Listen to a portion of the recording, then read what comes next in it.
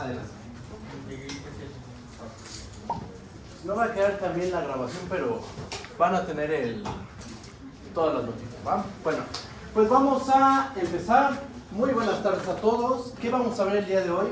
Hoy vamos a continuar con el tema de normas equivalentes. Vamos a platicar un poquito más de normas equivalentes. Vamos a ver que la norma infinito y la norma P son normas equivalentes con P de 1 hasta infinito. Después, ¿qué pasa si tomamos P y Q de 1 hasta infinito? P y Q menores que infinito, P y Q menores que infinito. ¿Qué pasa con la norma P y la norma Q? ¿Van a ser equivalentes? Bueno, eso va a quedar como ejercicio. Lo vamos a platicar un poco y después, ¿qué vemos? Después vamos a pasar a ver cómo construir nuevas normas a partir de las ya conocidas. ¿Ok? Vamos a ver que ciertas combinaciones lineales de normas nos van a dar una norma, siempre y cuando a los escalares les pidamos que sean positivos. Escalares mayores que 0. ¿Va? ¿Qué más? Terminamos de ver eso y nos pasamos al tema de sucesiones de vectores en Rn. Vamos a definir una sucesión de vectores en Rn. Cuando una sucesión de vectores converge, vamos a hacer ejemplos. ¿Qué propiedades cumplen las sucesiones convergentes? Por ejemplo, toda sucesión de vectores en Rn que es convergente siempre va a estar acotada, su límite va a ser único. Este tipo de cosas vamos a demostrar. ¿Ok? Así que bueno, vamos a empezar recordando la definición de normas equivalentes. Va la definición. Vamos a empezar aquí. Definición. Vamos a tomarnos, sean norma asterisco y norma gato, dos normas en Rn.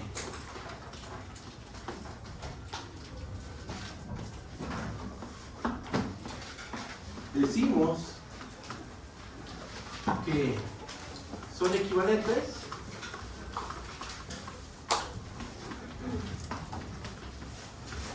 si, ¿qué pasa? Si existe una constante, existen C1 y C2 constantes mayores que 0, tales que para cualquier vector X que me tome en Rn, se tiene lo siguiente. Se tiene que C1 por la norma asterisco de X, esto es menor o igual a la norma gato de X, vamos a llamarla así, y esto es menor o igual a C2 por la norma asterisco de X. ¿Ok? O sea, ¿cuándo dos normas son equivalentes? Cuando están relacionadas por estas desigualdades. Hay constantes C1 y C2 que hacen que esta cadena de desigualdades sea verdadera. En este caso, ¿cuáles normas son equivalentes? Estos dos. ¿Ok? Bien. ¿Qué vamos a hacer? Vamos a demostrar que la norma infinito y la norma P, para cada P de 1 hasta infinito, son normas equivalentes. ¿Ok? Eso es lo que vamos a hacer. ¿Para qué nos va a servir? Más adelante vamos a ver eso. En el tema de sucesiones convergentes, en el tema de sucesiones de vectores en Rn, vamos a ver una aplicación de las normas equivalentes. ¿Va? Ahorita a lo mejor se ve, pues dice, ok, se cumplen esas desigualdades, pero ¿qué ventajas tiene? Lo vamos a ver más adelante. Bien, ¿qué vamos a demostrar? Pues justo lo que acabo de comentar, teorema. Para cada P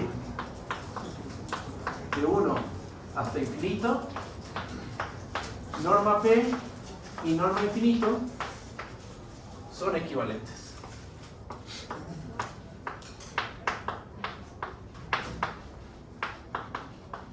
Bien, ¿cómo le hacemos? Demostración. Pues, ¿qué creen? Que ya la tenemos. En el fondo, cuando demostramos que el límite cuando P tiene infinito de la norma P es igual a la norma infinito, ahí probamos eso. Así que vamos a recordar esa parte.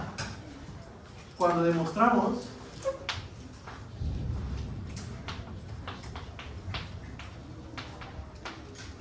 que el límite cuando P tiene infinito de la norma P de X es igual a la norma infinito de x, obtuvimos la siguiente desigualdad.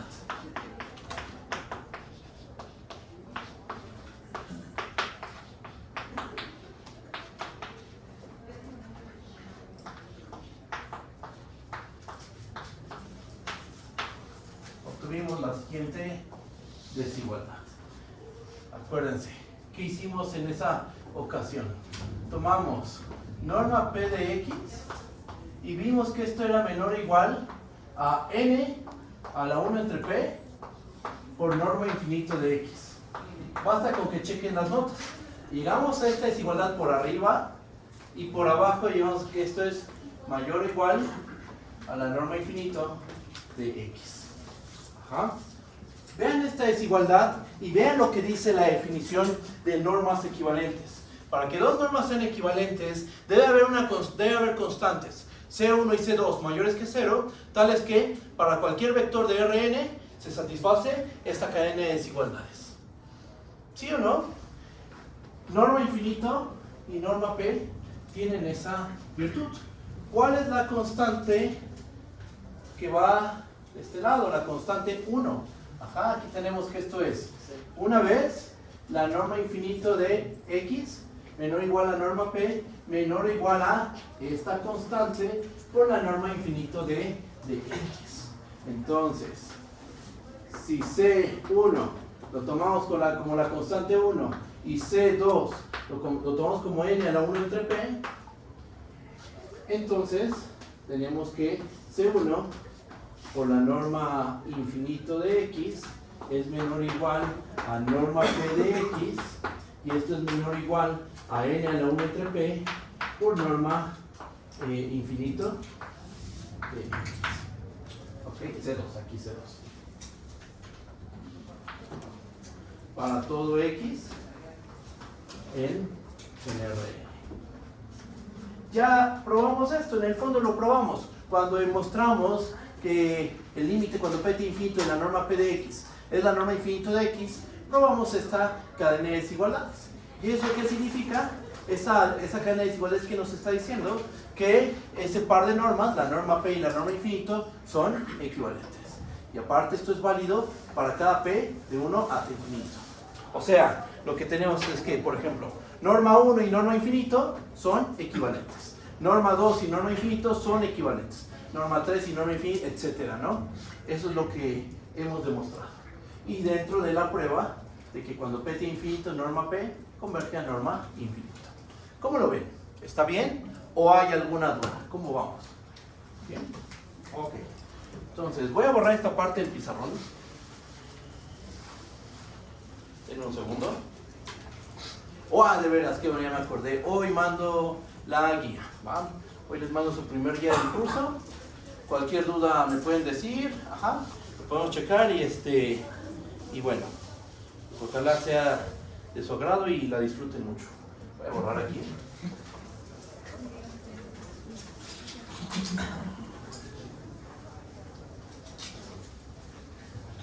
¿Ya tiene una fecha tentativa para el examen? Yo creo que aquí contamos entre 3 y 4 semanas y tenemos nuestro primer parcial. ¿Vale? Más o menos. 3 o 4 semanas. A lo mucho 4 semanas. Yo creo que 3. En 3 semanas sería nuestro primer parcial. Creo que 3 semanas para resolver la guía es una muy buena cantidad de tiempo. ¿Va? Cualquier duda me dicen. Los exámenes son los sábados. Quien no pueda me avisa y podemos buscar otra fecha.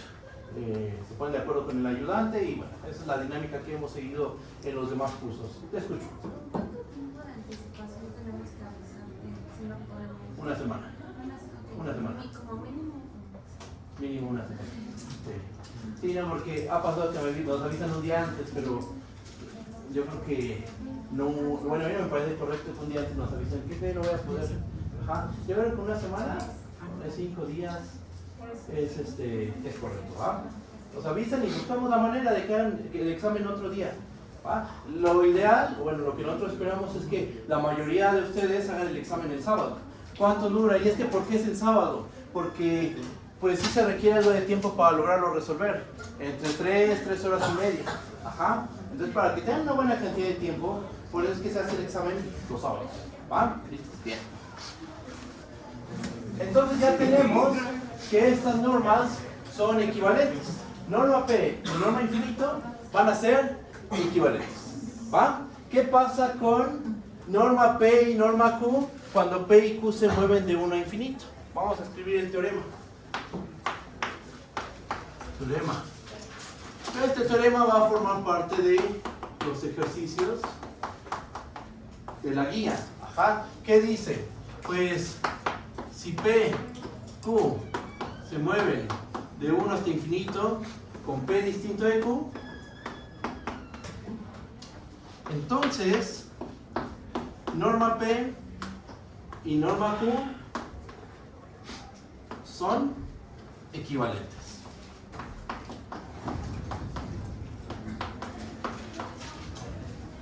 Y se tiene ese resultado. ¿Va? Eso lo van a demostrar en la guía.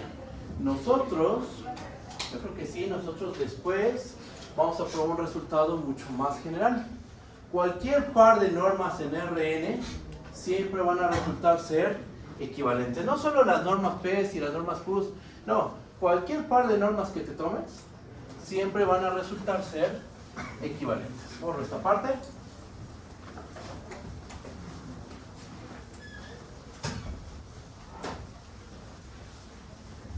Y de hecho esto se puede generalizar, no solo pasa en Rn. Cualquier espacio vectorial de dimensión finita, en un espacio vectorial de dimensión finita, cualquier par de normas que definas ahí van a ser equivalentes, justo en el sentido que di hace rato. ¿Ok? Escribo el teorema.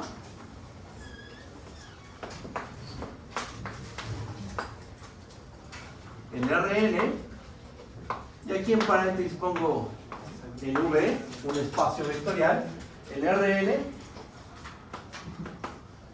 cualquier par de normas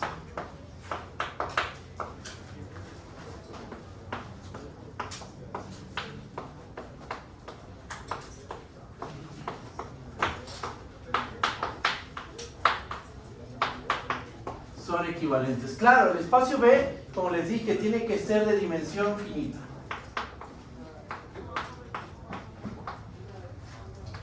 ¿Okay? Es una base de cardinalidad finita. ¿Okay? Que son los espacios vectoriales con los que usualmente trabajas en álgebra lineal 1 y 2. En análisis funcional ya trabajas con espacios vectoriales de dimensión infinita.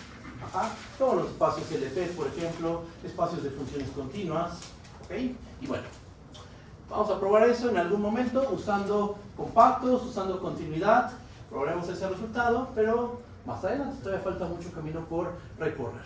¿Qué más? Les voy a explicar un procedimiento para construir, dos procedimientos para construir nuevas normas a partir de las ya conocidas. ¿Ok? ¿Cómo está eso? Bueno, el primer procedimiento que vamos a definir es el siguiente. Teorema. Construcción de nuevas normas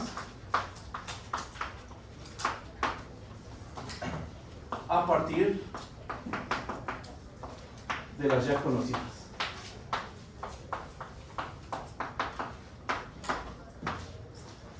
Suponte que tienes K normas, ajá, sean, y es que no sé cómo denotarlas, a ver, le voy a poner un índice aquí arriba, norma 1 hasta norma K, K normas en Rn. Tienes K normas en Rn. Bueno, vamos a hacer lo siguiente. Si lambda 1 hasta lambda K son escalares mayores que 0, todos los escalares son mayores que 0, entonces esta función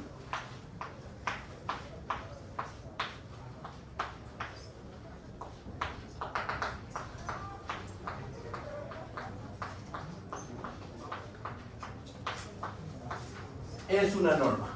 O sea, combinaciones lineales de normas nos va a dar una norma, siempre y cuando consideremos Coeficientes escalares estrictamente mayores que 0. ¿Ok? Esto va a ser una norma. Es una norma. ¿Va? Vamos a hacer la prueba de este resultado.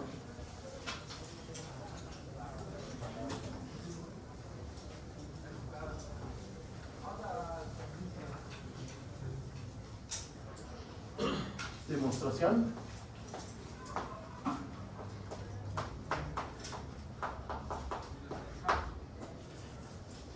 Entonces tienes K normas, ¿no? Y haces combinaciones lineales con esas normas, con escalares mayores que 0, y queremos ver que esa nueva función es una norma, es una función de Rn en R, que es no negativa, que es igual a 0 si solo si es el vector 0, que sabe que escalares en valor absoluto y que satisface la desigualdad triangular. ¿Va? Entonces empezamos con la prueba. Inciso A, tomemos un vector X en Rn cualquiera, fijo que arbitrario. Sabemos que, sabemos que, Profe, mande, perdón, entonces las lambdas tienen que ser positivas todas. Todas tienen que ¿Alguna ser. no puede ser 0? Si es 0, pues, si una es 0, ese sumando pues no va a contribuir en nada. Sí podría ser 1, 0, pero estaríamos, es como si pusieras, no sé, tienes el número A, y de repente dices, bueno, voy a poner un 0. Pues sí, son iguales, pero no ayuda en nada, o sea, no cambia la expresión. Le agregas un 0, le agregas otro 0, otro 0, otro 0, puedes agregar un montón de ceros, pero al final es más simple poner este valor. Lo mismo pasa aquí. Si uno dice, a ver, el lambda 1 es igual a 0, ¿este sumando va a contribuir en algo? No. Entonces mejor consideramos en las hipótesis que todos los escalares son mayores que 0. Y alguno de ellos es 0, alguno de los escalares es 0, no va a contribuir en nada en esa suma. Ok, entonces no necesariamente se encuentran todas las sumas de las lambdas con todos los exponentes. ¿Cómo? O sea, puede estar la norma 1, pero a lo mejor puede estar no la norma 8. Porque si el escalar a lo mejor era igual a 0, entonces se no se pone. O Claro, tienen claro. que estar todos. Sí, o sea, aquí estoy pensando que todos los escalares son estrictamente mayores que 0.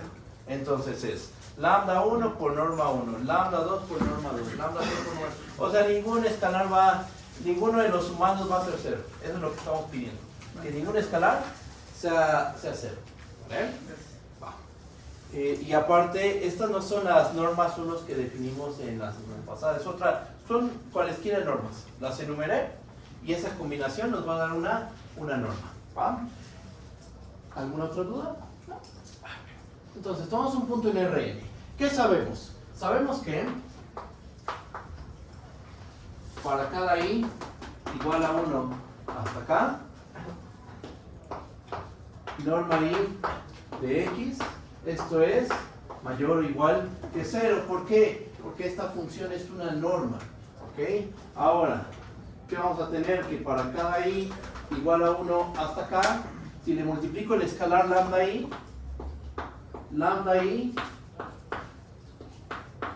por la norma x de la norma i de x, esto va a seguir siendo mayor o igual que 0. Para cada i igual a 1 hasta acá, si yo sumo todos estos términos lambda i por norma i de x, eso nos va a dar un término mayor o igual que 0.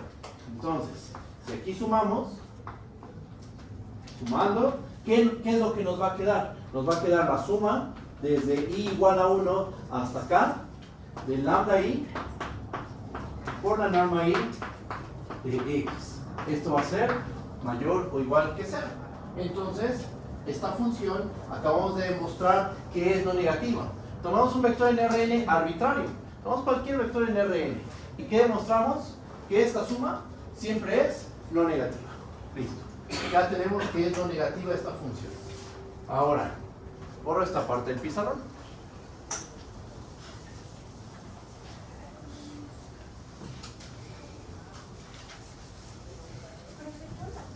Vale. O sea, un requerimiento para que esta funcione es pedir que las lambdas sean mayores que 0.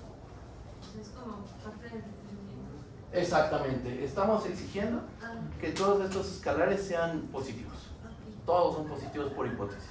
Y entonces se construye esta combinación y vamos a demostrar que es una norma. ¿Vamos? No, ¿de qué? Tenemos el inciso A. Inciso B, que hay que ver que esta función vale 0. Si solo si tenemos el vector 0. ¿Cómo le hacemos? Pues escribimos nuestra suma. La suma desde i igual a 1 hasta acá de lambda i por la norma i de x. ¿Esto cuándo va a ser igual a 0? Esto va a pasar si y solo si por el hecho de que todos los escalares son mayores que 0. Como todos los escalares son mayores que 0, esto pasa si y solo si para cada i igual a 1 hasta acá, lambda i por la norma i de x es igual a 0. Pero esto pasa si y solo si para cada i igual a 1 hasta acá, la norma i de x, esto es igual a 0. Pero esta función nosotros sabemos que es una norma. Ajá. De hecho también lo ocupamos aquí. Estas funciones son normas. Ajá. Entonces son no negativas. Lo ocupamos de hecho en el inciso A. Ajá. ¿Cuándo una norma es 0? Cuando evalúas en el vector 0. Entonces vamos a tener que para cada i igual a 1 hasta acá, sí, para acá, bueno, simplemente vamos a tener que esto es si solo si x es igual al vector 0 de Rn. ¿Okay? Y ahí se acaba la prueba. Ocupamos que los lambda i son mayores que 0, ocupamos que estas funciones son normas y se llega a que esta suma es 0, si solo si x es el vector 0. ¿Okay? Ahí está el punto 2, inciso B. Pasamos a el inciso C. Hay que ver que esta función saca escalares en valor absoluto.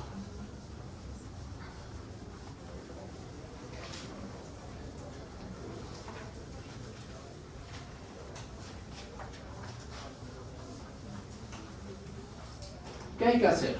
Pues vamos a tomarnos un vector en Rn. Inciso C. Tomamos una x en Rn y tomamos lambda, un escalar cualquiera. Y vamos a notar lo siguiente. Notemos que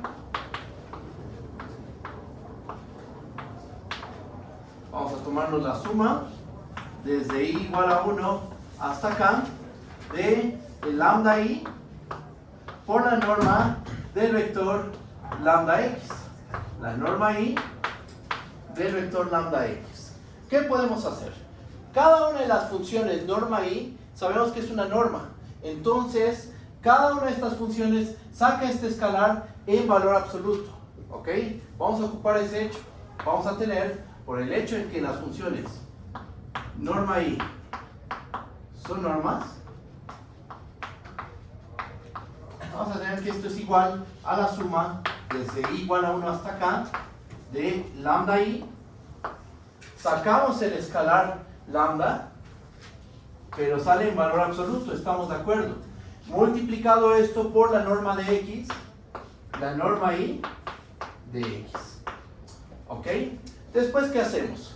Pues ese valor absoluto de lambda, ¿están de acuerdo que no depende de la i? Ajá.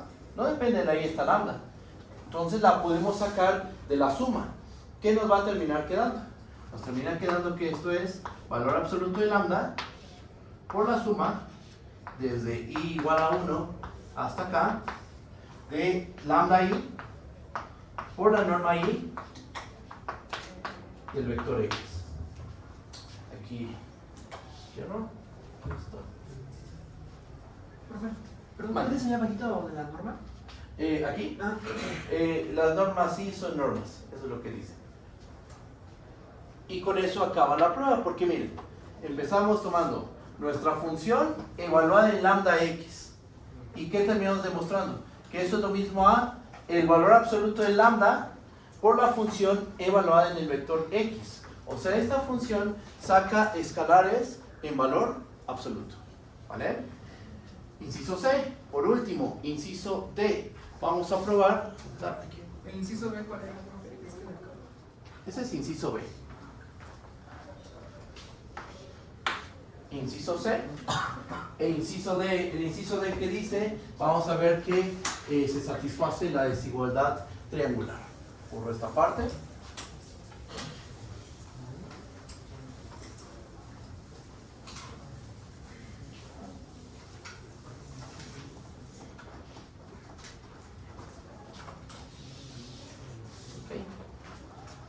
Voy a poner un poco mejor.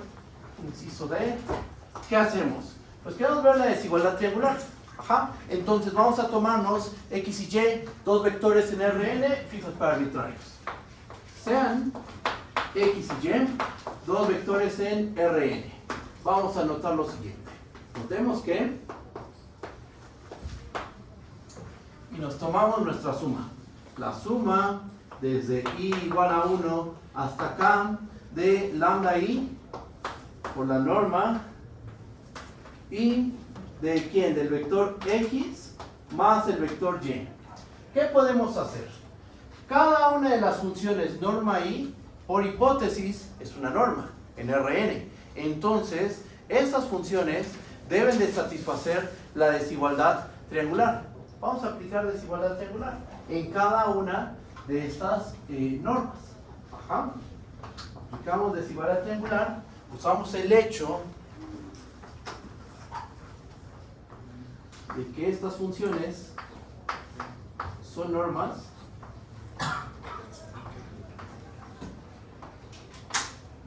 y que nos va a terminar quedando, que esto es menor o igual a la suma desde i igual a 1 hasta acá de ¿qué? De lambda i por la norma i de x más la norma i de y.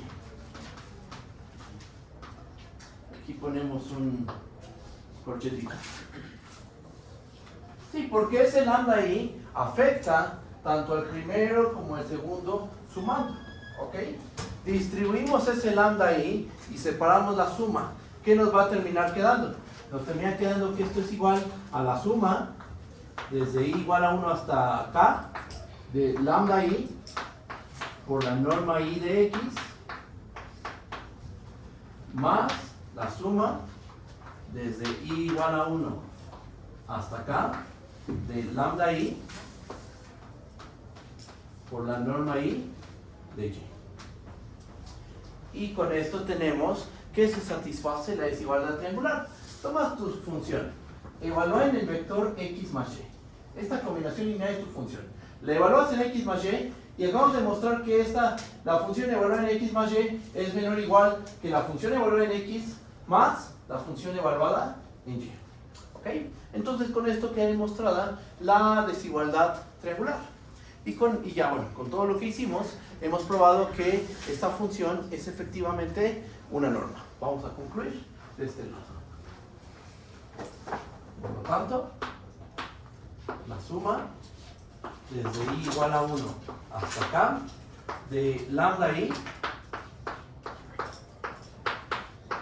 esta función es una norma.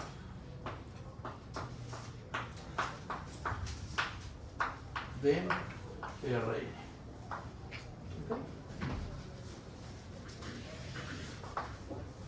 Ya acabamos. ¿Por qué es una norma? Porque verificamos que se satisfacen las cuatro propiedades para ser norma. Es una función no negativa, la función vale 0 si y solo si estas se evalúan en el vector 0, esta función saca escalares en valor absoluto y satisface la desigualdad triangular. ¿Ok? Vimos esas cuatro propiedades, entonces esa función tiene que ser una norma. ¿Vale? ¿Cómo vamos? ¿Vamos bien? ¿Hay alguna duda? Te escucho. ¿A mí me podría volver a explicar cómo en el inciso B necesitamos la suma? Claro, mira, fíjate, así va el asunto. ¿Cómo son estos términos? Todos los términos son no negativos. Ajá. Entonces imagínate, tienes una suma de términos no negativos y tú sabes que esa suma es 0. ¿Cómo tienen que ser cada uno de esos términos? ¿Sabes que son no negativos y que la suma de todos es 0? cada sumando tiene que ser igual a 0. Ahora, lambda i es mayor que 0. Si lambda i es mayor, tú sabes que este producto es 0. Y tu lambda i es mayor que 0. ¿Podría ser que esta norma sea mayor que 0? No, porque si esto fuera mayor que 0, ¿cómo es el producto de dos números mayores que 0? Va a ser mayor que 0. Entonces, estos escalares son positivos. ¿Cómo tiene que ser la norma i de x? Debe ser 0 para cada i igual a 1 hasta acá. Y aquí pues ya nada, basta tomarlos de todas estas igualdades, basta tomarnos una. ¿Cuál? Por ejemplo la de con i igual a 1. ¿Por qué? Porque la norma 1 es una norma. Entonces, ¿cuándo la norma 1 del vector x es igual a 0? Sí, solo sí, x es el vector 0. Y ahí termina la prueba. ¿Sí está bien? Sí, no, ¿de qué? ¿Alguna otra duda? ¿Más bien? Vale. Entonces ya acabamos la prueba. Esta es una manera de construir nuevas normas. Por ejemplo, podrían tomar la norma 2, la norma 1, la norma infinito y se hacen una combinación lineal de ese estilo y eso nos va a arrojar una nueva norma. ¿Ok? Eso es lo que pueden hacer. Combinaciones lineales de normas que ustedes ya conocen, que ya demostraron que son normas. ¿Vale? ¿Qué más? Vamos a ver otro método. Este no lo vamos a probar porque viene en la guía. Pero sí lo quiero comentar.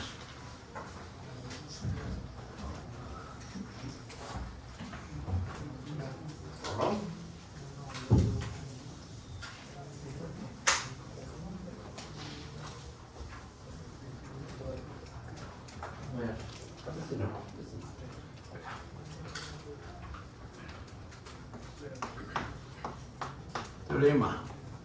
Imagínate que tienes una norma, ¿cómo le llamamos? Sea una norma 1 de Rn y una norma a la cual le ponemos el índice 2 de Rn. Tienes una norma en Rn y otra norma en Rm. Tomas dos normas, una de Rn y una de Rm. Con esas dos normas vamos a construir una familia de normas. ¿En dónde? En Rn más m. ¿Okay? Tomamos esto de esta forma, definimos la función, ¿cómo le llamo? La norma gorrito, por ejemplo. ¿De dónde a dónde va esta función? Va de Rn más m, o bueno, sí, Rn más m, vamos a ponerlo así. De Rn más m hacia los reales. Rn más m, ¿están de acuerdo que es lo mismo que poner Rn cruz Rm? ¿Ok? Y bueno, ¿qué es lo que hace esta función? Tomamos un vector x de Rn, un vector y de Rm, y lo que vamos a hacer es asignarle, y le ponemos una p aquí abajo, le vamos a asignar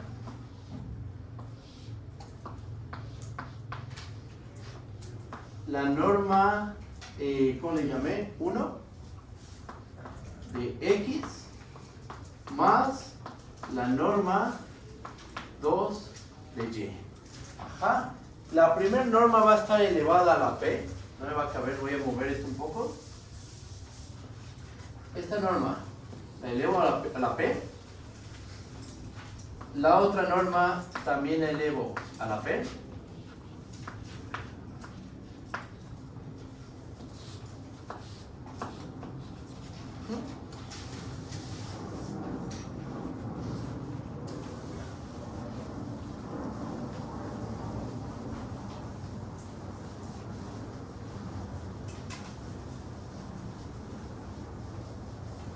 Los índices de arriba solo indican que son distintas normas. Que son distintas normas, exactamente.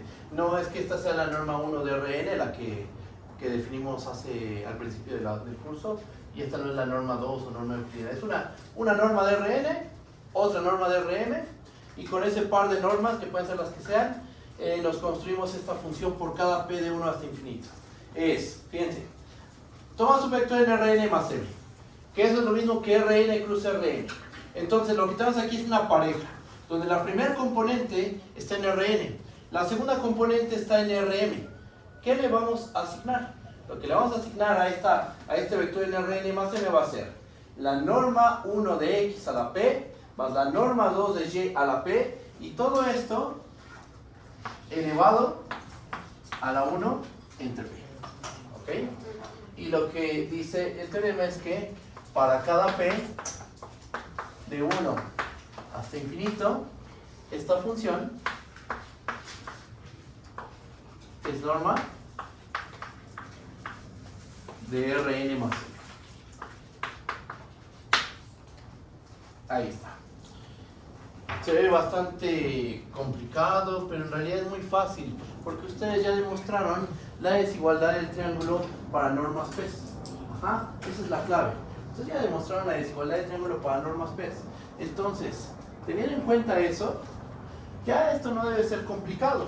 Aunque aquí aparezca una norma de Rn y aquí otra norma de Rm que no conocen las propiedades de esta función y de esta función, son normas. Ajá. Y aparte son reales, o sea, ya que evalúas en esta norma, en el vector, tomas este valor, este es un real, este es un real, y entonces tienes dos reales que podrías pensar en una pareja ordenada, y a esa pareja aplicarle desigualdad del triángulo para norma P, ajá, de Rn, la norma P de Rn.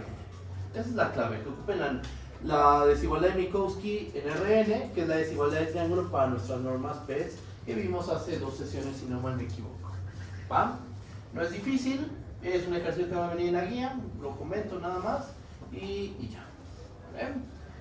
¿Se entiende la regla de correspondencia o hay alguna duda? ¿Ven? Profe, ¿cómo vamos a aplicar la desigualdad de normas, o cómo vamos a decir que es una pareja? Si nos da un real y luego tenemos otro real y el sumarlo nos da un real, no una pareja. ¿No una pareja? O sea, para demostrar la desigualdad triangular, dices. Ajá. Porque ahí, o sea, esto es un vector en Rn más m, que lo estamos viendo así por las primeras n componentes y después las últimas m componentes, lo estamos dividiendo de esa manera, pero al final, esto es un vector en Rn más m. Solo que es como, por ejemplo, estamos en R4. Entonces tienes A1, 2, 3, 4. A lo mejor por conveniencia lo veo como la pareja A1, 2 y la pareja A3, 4. Estoy hablando de lo mismo. Es un vector en R4, solo que estoy agrupando los elementos de la cuaterna ordenada. Ordeno los primeros dos, los junto, los últimos dos los pongo también juntos, pero al final es una cuaterna ordenada. Ajá, eso es lo que se está haciendo aquí. ¿Por qué? Por la regla de correspondencia. Las primeras n entradas las piensas como un vector en Rn y le asignas la norma 1. A las últimas m entradas les aplicas la norma 2. Ajá. Por ejemplo, para ver desigualdad triangular tendrías que tomar dos parejas de este estilo: x1, y1 y x2, y2. Las sumas, ¿qué te va a dar la suma de estas? ¿Cómo se suman vectores en Rn más m? Componente a componente. Esto termina siendo x1 más x2, y1 más y2. Le aplico la función norma. ¿Qué me va a quedar? Norma 1 de x1 más x2 más norma 2 de y1 más y2. En cada una de estas normas puedes aplicar desigualdad triangular y después, de una forma conveniente, aplicar desigualdad de Minkowski que vimos, la desigualdad de Minkowski que vimos hace 2 sesiones. ¿Ven? Eso es lo que tienen que hacer.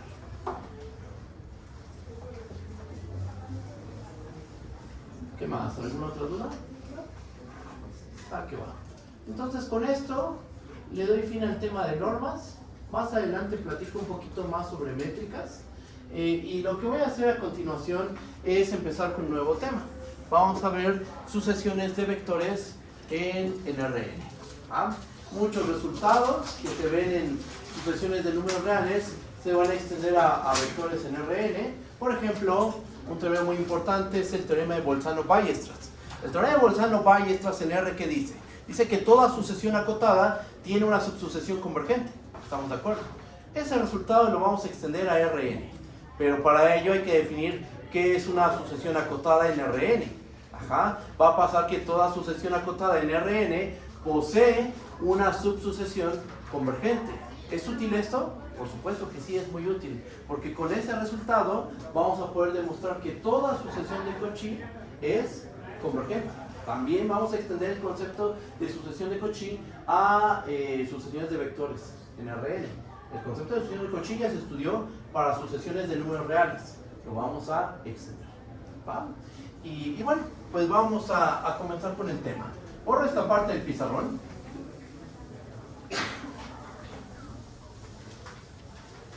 Las pruebas, algunas se parecen, algunas son prácticamente análogas, solo es cambiando valor absoluto, como se hacía en R, por el símbolo de norma. Eso es todo.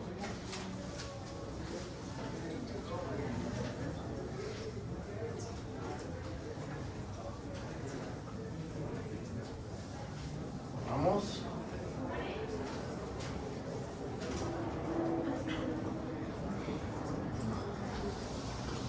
Comenzamos con nuevo tema. Vamos a empezar con sucesiones de vectores en Rn. Bien, ¿qué necesitamos? Primero vamos a definir lo que es una sucesión. Definición. Una sucesión en Rn es una función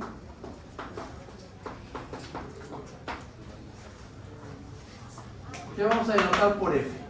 Una sucesión es simplemente una función que va de dónde a dónde, va de los naturales hacia Rn.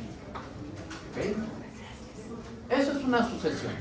Una sucesión de vectores en Rn es simplemente una función de los naturales en Rn. ¿Ok? Y vamos a introducir notación porque normalmente uno no trabaja así las sucesiones. Por ejemplo, una sucesión de números reales, ¿qué es? También es una función de los naturales en los reales. ¿Ok? Pero no trabaja con la notación de función. Una sucesión usualmente se denota así. Vamos a hacer lo mismo para sucesiones de vectores, pero vamos a hacerlo paso a paso. Fíjense. Si f de n, déjenme cambiar la letra, si f de k lo denotamos por xk, entonces si f de k es igual a xk para cada k natural,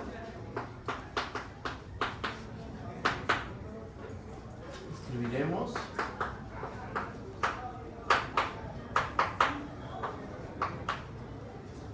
a f, en vez de escribirlo con la notación funcional, vamos a decirlo de esa manera, vamos a usar la notación de sucesión. ¿Cuál es la notación de sucesión? Tú sabes que f de k es xk, por ejemplo. Entonces, nos tomamos la función que a cada natural le asigna, a cada natural k le asigna 1 entre k, 1 entre k cuadrada. Ajá. Entonces, ¿cuánto vale f de k? F de k va a ser 1 entre k, 1 entre k cuadrada. ¿Cuál es tu xk?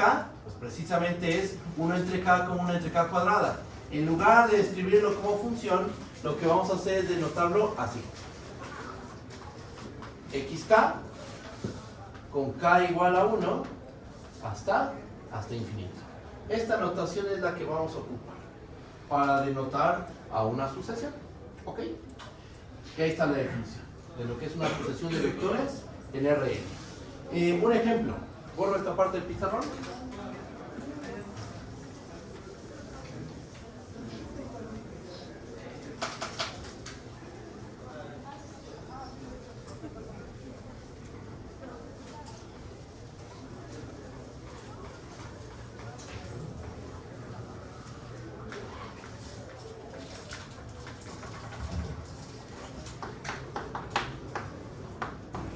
Ejemplo. Por ejemplo, si tengo una función f que va de los naturales hacia Rn, que a cada así R2 por ejemplo, que a cada K le asignamos 1 entre K, coma, menos 1 a la K, pues de principio uno tendría que notar así las cosas, ¿no? Tenemos esta función. ¿Eso qué es? Es una sucesión de vectores en el plano. No vamos a trabajar con esta notación. Para escribir esta función, lo que vamos a hacer es denotarla así. 1 entre K, coma, menos 1 a la K.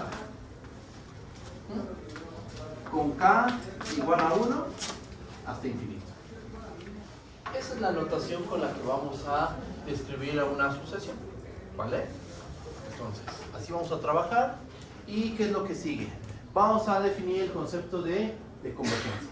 ¿Qué significa que una sucesión de vectores en Rn sea convergente? Vamos para allá.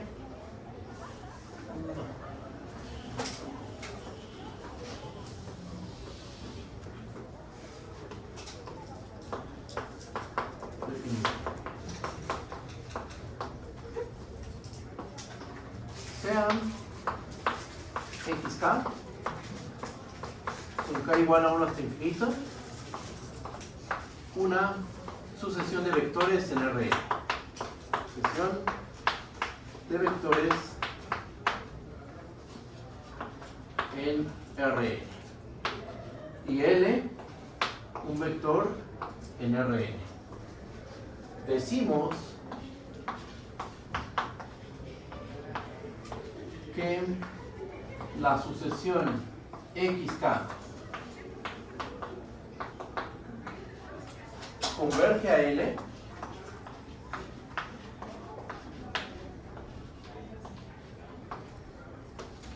converge al vector L si pasa lo siguiente.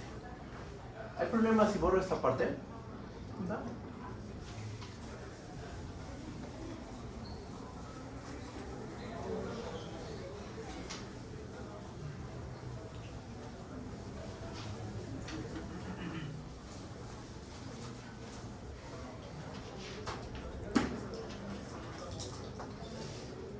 Entonces, tomas una sucesión de vectores en Rn, te tomas un vector L de Rn y vamos a decir que la sucesión xk converge al valor L, ¿sí? ¿Qué pasa?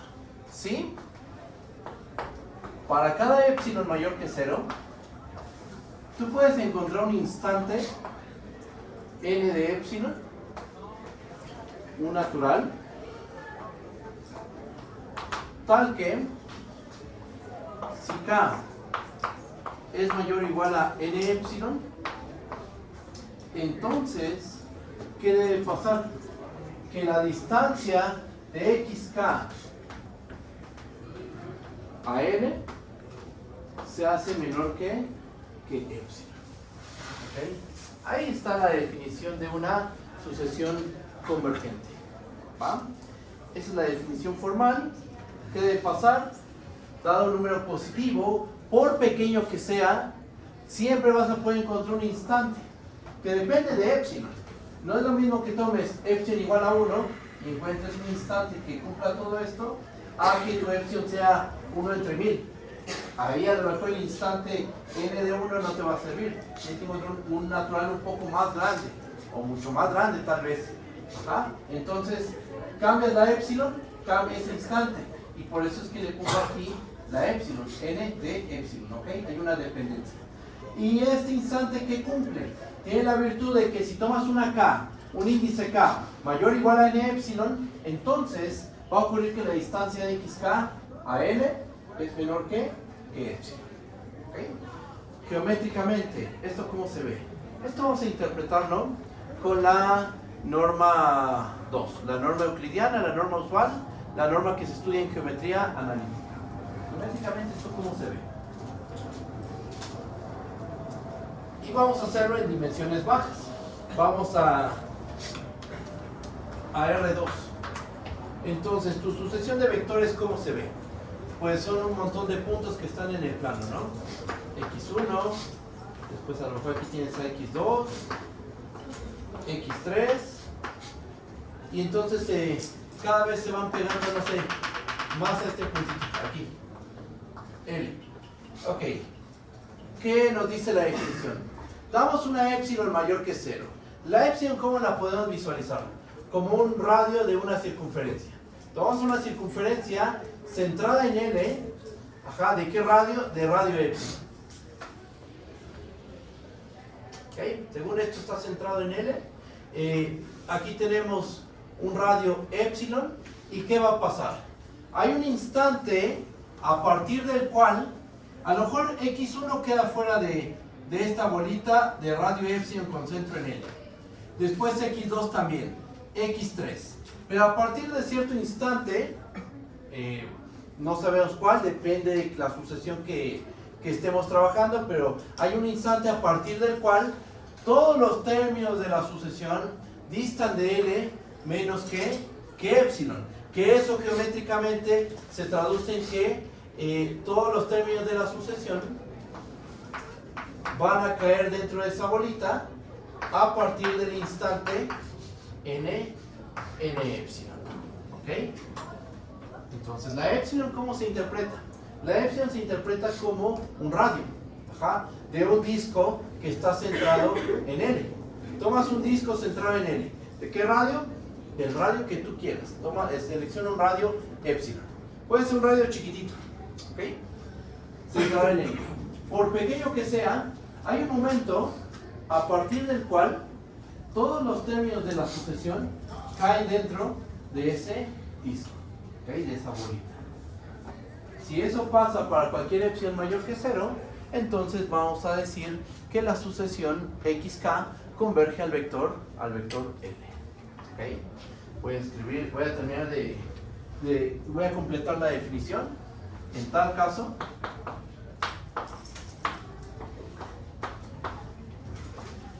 vamos a decir que L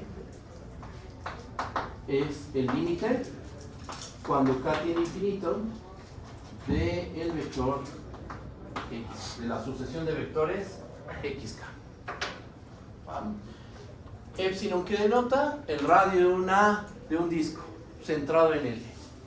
A partir de cierto instante, todos los términos de la sucesión deben de caer dentro de ese disco. A partir de cierto instante. A lo mejor los primeros 100 términos no están dentro del disco, pero hay un momento en el cual ya todos los elementos de la sucesión deben de quedar dentro. Y si cambias la epsilon, por ejemplo, damos una epsilon más chiquita, pues otra vez encuentras un instante a partir del cual todos los términos de la sucesión caen dentro del disco de radio epsilon con centro en L. ¿Ok? Bueno, ya tenemos aquí la definición formal de sucesión convergente y la interpretación geométrica. ¿Cómo lo ven? ¿Está bien? ¿O hay alguna duda? Ustedes díganme, por favor. ¿Vamos bien? Profe, con lo que dijo el último, entonces, ¿L es una distancia en R o L es...? O sea, entiendo que el disco en este caso está centrado en el vector L. Exactamente. La distancia de, digamos, el radio es epsilon. Ajá. Entonces ahí sí va con... Sí es un vector L, ¿no? En xk menos L. Ah, ya. ¿Te refieres a que aquí no le puse rayita? Ajá. Sí, este es un vector. Esta L es la misma que esta L. Sí, aquí estamos tomando la distancia del vector xk al vector L. Otra cosa más, pero eso lo voy a escribir en una observación. ¿Con qué norma estamos trabajando? Porque ustedes ya saben, por lo que vimos en las sesiones pasadas, que en RN hay un montón de normas. Hay muchísimas normas. ¿Esto con qué norma lo estamos trabajando? Por simplicidad, vamos a trabajar con la norma 2.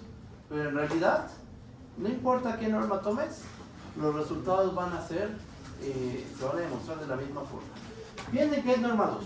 Solo por intuición, porque la norma 2 justo lo que dibuja son discos, ajá, pero en todos los argumentos, las pruebas que voy a hacer se valen con cualquier norma, ¿va?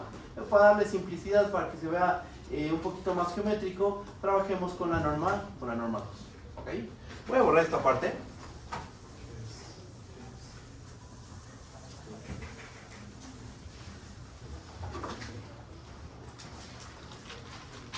Creo que vale la pena escribir eso que acabo de comentar. Observación. Durante todo el desarrollo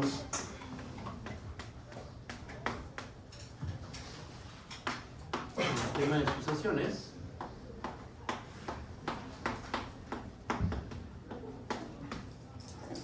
y todo lo que viene en realidad. Durante todo el desarrollo del tema de sucesiones, vamos a suponer que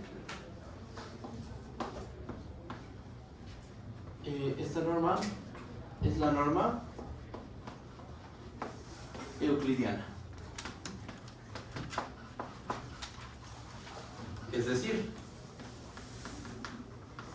para todo x con componentes x1 hasta xn, ¿quién es la norma de x?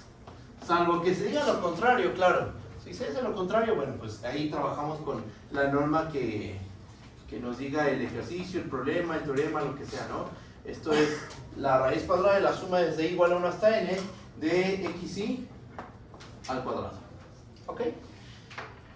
Y bueno, con esa norma vamos a estar trabajando. ¿Qué más necesitamos? Para que pues manejemos bien todo esto, todas las pruebas, no haya ningún tema de que es, a lo mejor, por ejemplo, en esta interpretación geométrica que les hablo de un disco. ¿Por qué un disco? Bueno, voy a introducir el concepto de bolita. Voy a introducir el concepto de bola de radio R con centro en x0. Eso depende de la norma con la que se esté trabajando, como acabo de indicar. Depende de la norma, pero en todo esto voy a suponer que estoy trabajando con la norma euclidiana. ¿Va? Borro.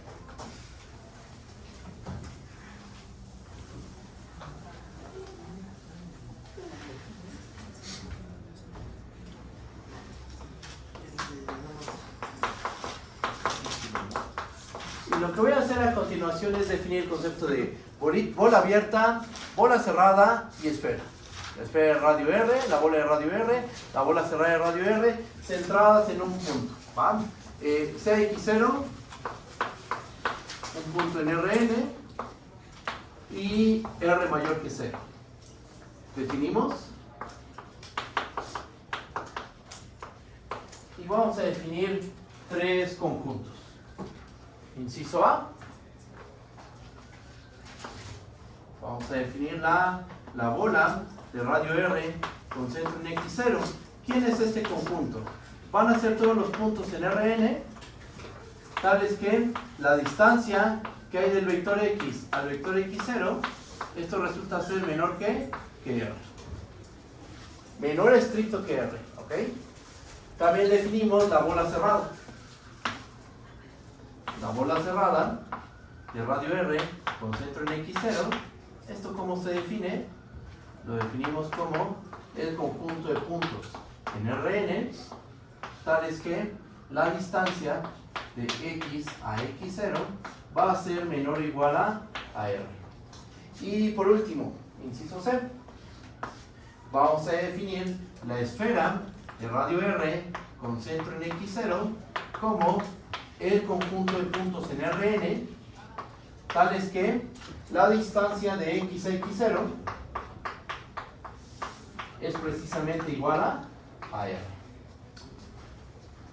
Definimos esos tres conjuntos: bola abierta, bola cerrada, esfera. ¿Va? Esta es la bola abierta. Esta es la bola cerrada.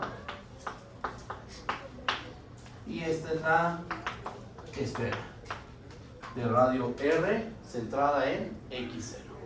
¿Va? Geométricamente, ¿esto cómo se ve? Este concepto, la manera de visualizar esto depende de la norma con la que estés trabajando. La bola de radio 1 con la norma 2 no es lo mismo que la bola de radio 1 con la norma infinito. No es lo mismo que la bola de radio 1 con la norma 3, por ejemplo. Cambia la descripción del conjunto, porque cambia la regla de correspondencia de esta función. Pero para la norma euclidiana, las cosas se ven de la siguiente manera. Borro esta parte.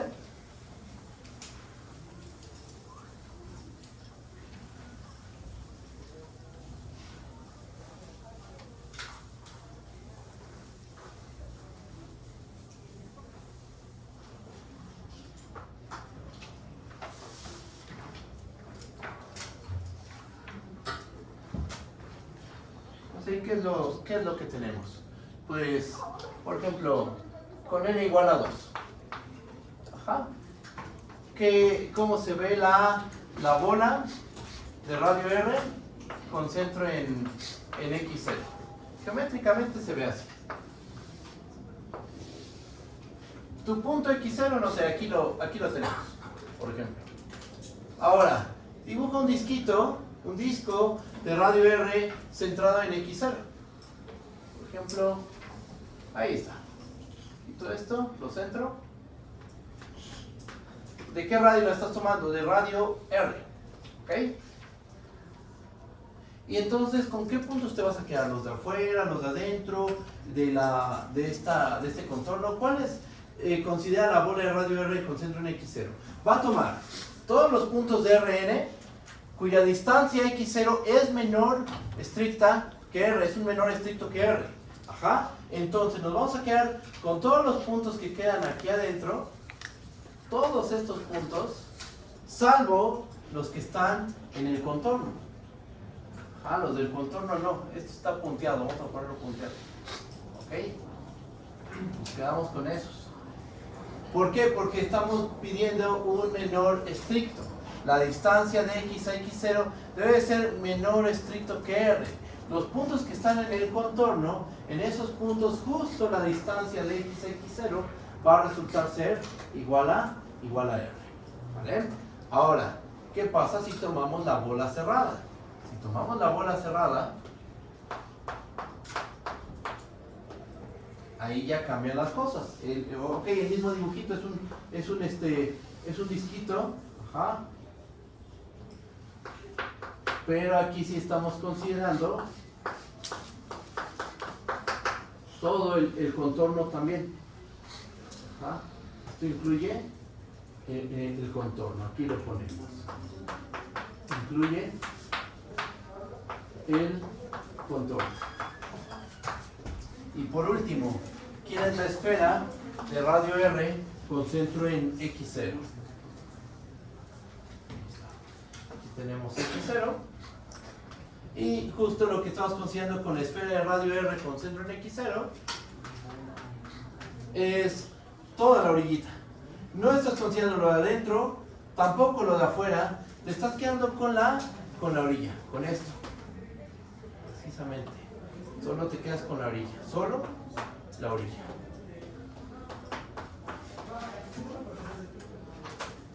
Entonces tenemos esos tres conjuntos, la bola abierta, la bola cerrada y la esfera.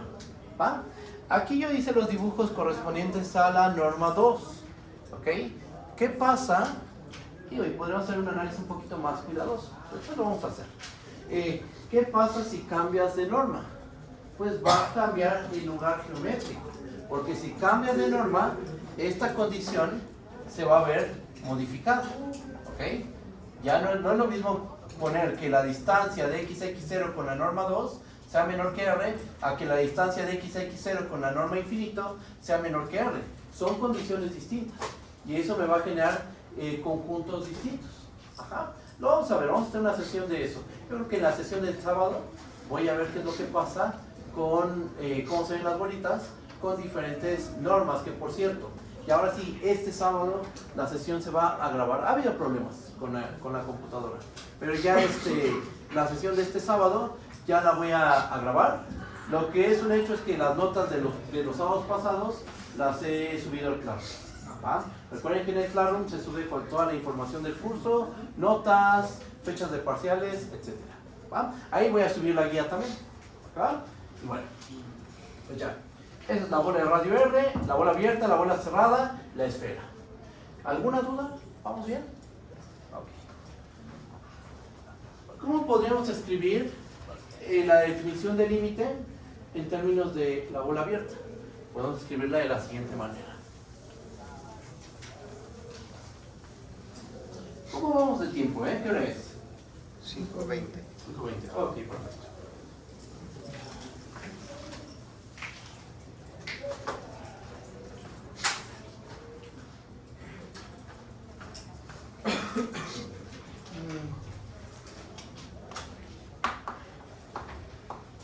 ¿Cómo queda la definición de sucesión convergente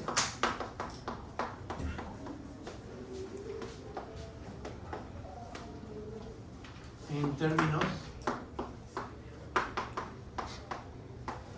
de la bola de radio R con centro en X. ¿Cómo podemos escribir la definición de sucesión convergente en términos de la bolita? Fíjense. La sucesión XK converge al vector N si y solo si para cada epsilon mayor que 0 existe un instante N epsilon, un natural, tal que si tomo un instante, un índice K mayor o igual a N epsilon, entonces, aquí que escribimos hace rato, que la norma de X menos L es menor que epsilon. Pero que la norma de X menos L sea menor que epsilon en términos de bolitas, ¿cómo lo podríamos escribir? Que el vector XK pertenece a la bola de radio epsilon con centro en L. ¿Ok? Que es una manera de decir las cosas un poco más geométrica. Porque la bola de radio epsilon con centro en L, ¿cómo la dibujan? O sea, si uno escribe esto y ya conoce el concepto de bola, ¿cómo haría un dibujo de esto? ¿Cómo sería un dibujito? Pues uno empieza a lo mejor dibujando la bolita. Ya la epsilon no se ve tan abstracta, porque ya uno la interpreta como el radio de un disco centrado en ¿qué punto? Centrado en L. Ajá. Y entonces lo que estamos diciendo es que a lo mejor el vector X1 no está dentro de la bola. Después el vector X2 tampoco. El X3 tampoco. Pero a partir de cierto instante, ya todos los términos de la sucesión quedan dentro. A partir del instante N epsilon. ¿Okay? Ahí ya todos los términos quedan dentro. ¿Sí? Entonces, introducir el concepto de bola abierta, bola cerrada, esfera, nos ayuda a interpretar de mejor manera ciertos conceptos. Por ejemplo, el concepto de sucesión convergente. ¿Va? Que lo pude haber omitido esto, todas estas definiciones, pero nos van a ayudar, ¿va? A entender de mejor manera algunos conceptos del cálculo. ¿Ok? ¿Cómo vamos? ¿Vamos bien o hay alguna duda? ¿Sí? Vale. La distinción entre bola abierta y bola cerrada entonces es la flechita arriba de la... Exactamente. Bola abierta no se le pone rayita. Bola cerrada le agregas una rayita. Eso es todo. Es el único cambio. Va que va. ¿Qué sigue? Ya que tenemos esta herramienta para interpretar de mejor manera las cosas y la definición de sucesión convergente, vamos a hacer un ejemplo. Vamos a hacer un ejemplo de cómo demostrar que una sucesión converge a un cierto vector, ¿no? Y vamos a pararnos en dimensión baja, en n igual a 2, por ejemplo, y probamos. Hagamos un ejercicio. ¿Va? Borro esta parte.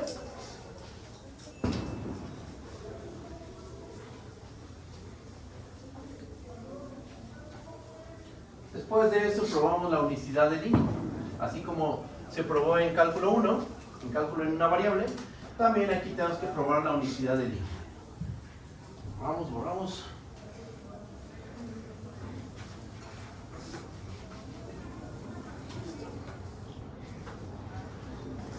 A ver,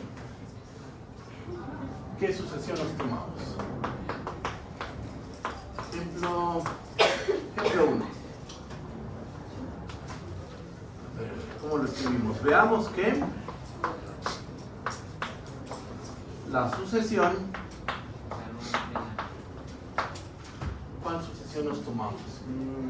Por ejemplo, coseno de, vamos a ponerle k medios de pi entre k, coma, seno, a ver, déjenme ver, sí, ya está, seno de K medios de pi entre K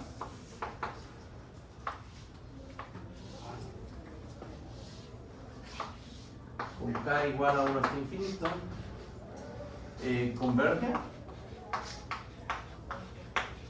a el vector 0,0. Ok, vamos a probar esto. ¿Cómo se hace? Igual que en cálculo 1. ¿Okay? Ya propusimos el límite. ¿Cuál es el límite? Es el vector 0,0. ¿Qué es lo que hay que hacer? La definición nos dice que para toda epsilon mayor que 0 aparece el cuantificador para todo. Entonces uno empieza esta demostración dando una epsilon mayor que 0 fija pero arbitraria. Después, ¿qué tiene que hacer uno? Tiene que ingeniárselas para encontrar el instante en epsilon. Uno lo tiene que proponer. Tienes que proponer el instante en epsilon a partir del cual tomas una K mayor o igual a n epsilon, la distancia y la sucesión al límite propuesto es menor que epsilon. ¿Ok? Entonces, nuestra prueba empieza dando una epsilon mayor que 0.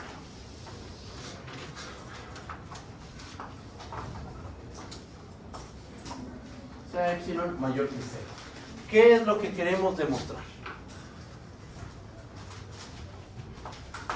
Por demostrar que existe un instante n epsilon natural tal que si K es mayor o igual a n epsilon, entonces la distancia de la sucesión, que no voy a poner toda esa expresión ahorita, mejor le pongo xk al límite propuesto, que es el 0,0, esto es menor que epsilon. ¿Con qué norma estamos trabajando? Ya les dije, es la norma euclidiana. ¿Va? Y bien, esto es lo que queremos demostrar. Ya digo la epsilon fija para arbitraria. Ahora hay que proponer este instante. ¿Cómo lo hacemos? Lo que sigue es, igual que en cálculo 1, empecemos haciendo algebrita sobre la distancia de xk al límite. Eso se hace en el tema del límite de funciones de RNR, en el tema de sucesiones de números reales. Siempre uno empieza atacando esta expresión. Vamos a simplificar. ¿Va? Entonces, notemos que para cada K natural nos tomamos esa distancia. Y bueno, pues ahorita sí yo voy a tener que escribir esta expresión. Tenemos que la distancia de xk a el 0,0, bueno, pues esto es igual a la distancia, a la norma del vector xk. ¿Estamos de acuerdo? ¿Quién es el vector xk? Pues es este vector, vamos a escribirlo. Es coseno de pi medios de k entre k, puse k en ambos, sí, coma, seno de pi medios de k entre k.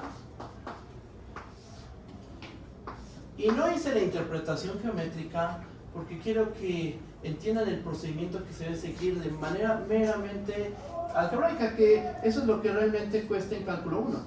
El entendimiento del límite, después de hacer algunos dibujitos, pues se entiende bien, se entiende la interpretación de lo que es el límite. Pero en qué fallamos todos en el primer curso de cálculo, en hacer la prueba formal. Es justo la parte algebraica. Ahorita interpretamos geométricamente cómo se ve esa sucesión, pero lo que hay que entender es el procedimiento que se sigue para probar que una sucesión converge. Ajá. Tenemos esto. ¿Qué podemos hacer? ¿Podemos simplificar más? Claro, porque estamos trabajando con la norma 2. Ya lo comenté, vamos a trabajar, a partir de este momento se trabaja con solo la norma 2, la norma euclidiana. Entonces, ¿esa cosa a qué es igual? Esto es igual a la raíz cuadrada de, bueno, vamos a ponerle otro color. Esto es coseno de pi medios de k al cuadrado entre k cuadrada más seno de al cuadrado de pi medios de k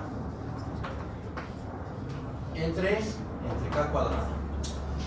Y uno dice, híjole, ¿y ahora qué hago? Bueno, pues vamos a factorizar 1 entre k cuadrada. ¿Eso qué motiva factorizar 1 entre k cuadrada?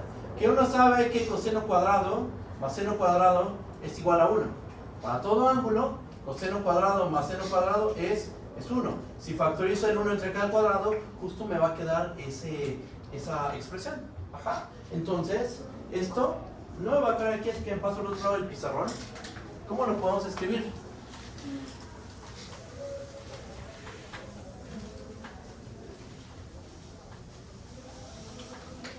Esto nos va a terminar quedando como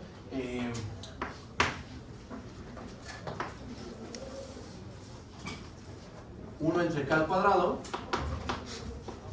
por el coseno al cuadrado de pi medios de k más seno al cuadrado de pi medios de k. Ajá, cierro el paréntesis. ¿Podemos simplificar? Por supuesto que sí. Coseno cuadrado más seno cuadrado es 1. Raíz de 1 entre k al cuadrado es 1 entre k. Y entonces nos termina quedando que esto es igual a 1 entre k. Ok. ¿Quién es igual a 1 entre k? 1 entre k es precisamente la distancia de xk al 0,0. Ajá. Entonces, para cada k natural, tenemos que la norma de mi sucesión al vector 0,0, esto va a ser igual a 1 entre k. Muy bien. Y ahora, ¿qué hacemos? Ya simplificamos la distancia de mi sucesión al punto de convergencia.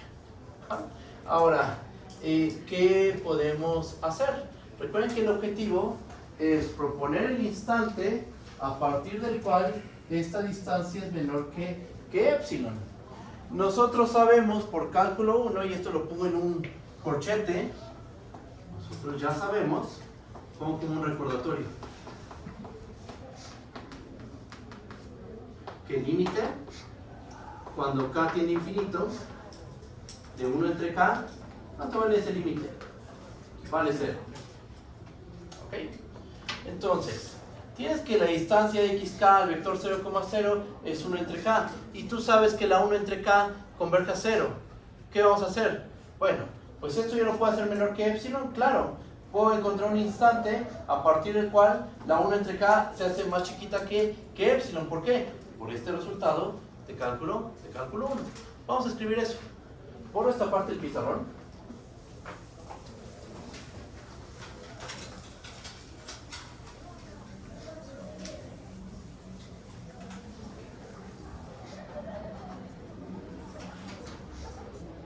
Entonces, vamos a hacer lo siguiente. Sea n epsilon un número natural tal que si k es mayor o igual a n epsilon, entonces 1 entre k se hace menor que epsilon. Sabemos que tal n epsilon existe, vamos a escribirlo. Sabemos que tal n epsilon existe, pues el límite cuando k tiene infinito de la 1 entre k, este límite sabemos que vale 0. Eso ya no hay que probarlo, o sea, no hay duda ahí porque eso ya es del curso de cálculo 1 y nosotros ya sabemos cálculo 1 o no conocemos este límite, sabemos que vale 0 y podemos ocupar ese hecho. Hay un instante a partir del cual la 1 entre k se hace menor que epsilon. ¿Ok? Y bueno, así las cosas. Borro esta parte, ¿hay problema? Ya propusimos un instante. Ahora vamos a ver que ese instante es bueno. Fíjense.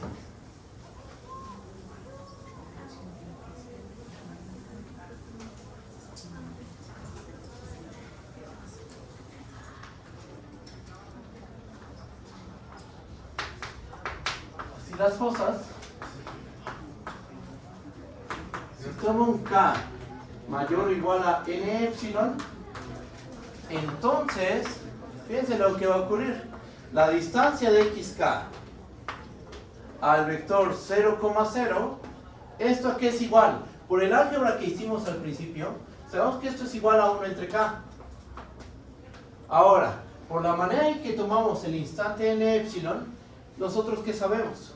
Que cuando k es mayor o igual a n epsilon, 1 entre k es menor que epsilon. Así tomamos ese n epsilon. Y lo podemos tomar de esa manera porque sabemos que la 1 entre k, cuando k tiene infinito, converge a 0. Estoy ocupando ese hecho. Tomo un instante que haga que se cumpla esta desigualdad. Ok. Entonces, tomo una k mayor o igual a n epsilon. Tenemos esta igualdad. Y 1 entre k, ¿cómo se compara con epsilon?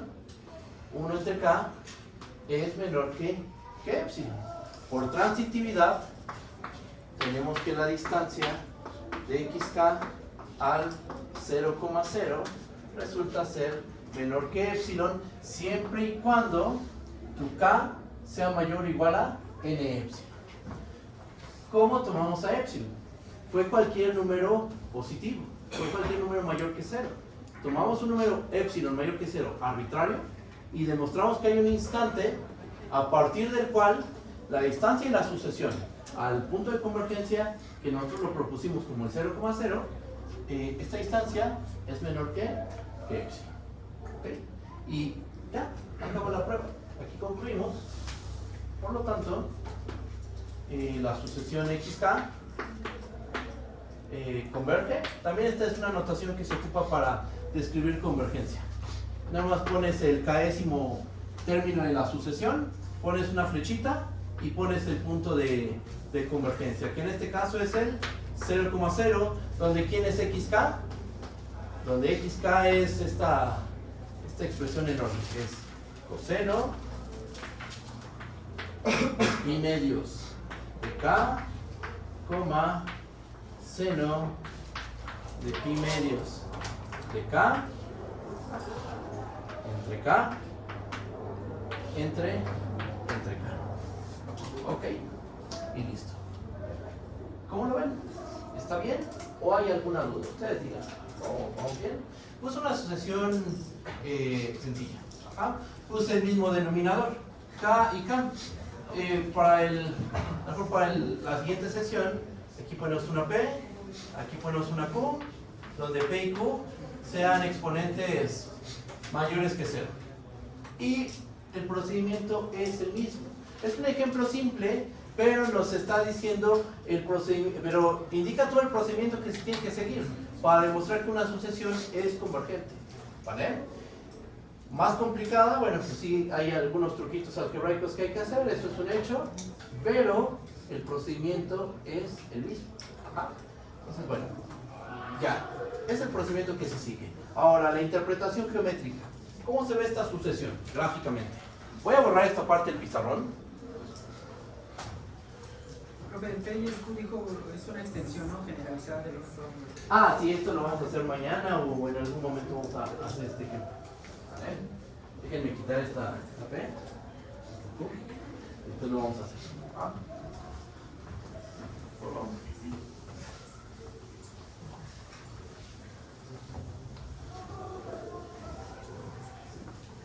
¿Cómo se ve geométricamente la sucesión? Geométricamente.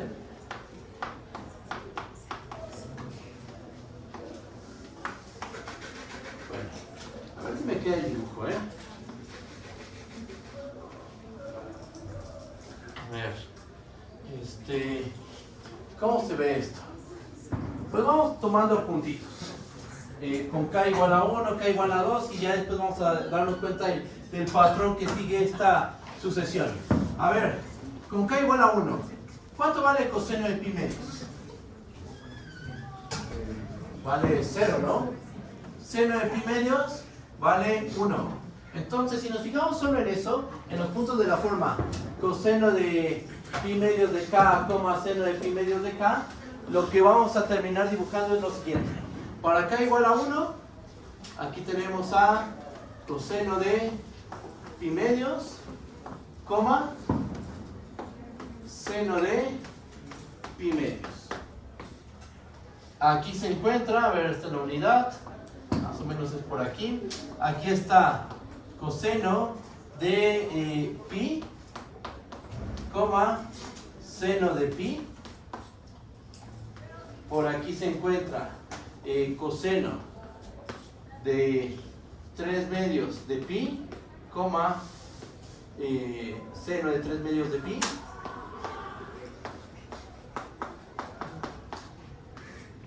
Y por último aquí se encuentra coseno de 2pi, coma, seno de 2pi. ¿Ok? Ahora, ¿qué pasa si yo divido esto entre 1? Se sigue quedando ahí, no pasa nada, ¿verdad? Después, ¿qué pasa si este puntito lo divido entre 2? Pues nos va a quedar un puntito un poquito más, con una norma un poco más pequeña. Ajá. Si yo aquí pongo entre 2, nos va a quedar seno de pi entre 2, coma, seno de pi entre 2. Ajá. No, espérenme, aquí estoy poniendo mal esto. Perdón.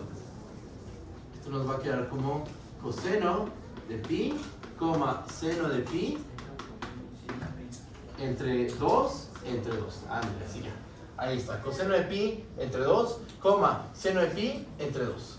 Es un vector que apunta hacia el mismo lado que que el coseno de pi, coma, seno de pi, pero tiene la mitad de tamaño. La norma se reduce a la mitad. Después, aquí dividimos entre 3 y pues justo partimos a nuestro vector, el tamaño del vector en 3 partes. Aquí se encuentra coseno de 3 medios de pi, coma, seno de 3 medios de pi, dividido entre 3. Y después aquí hacemos lo mismo, dividimos en 4 partes. Y aquí se encuentra coseno de 2pi,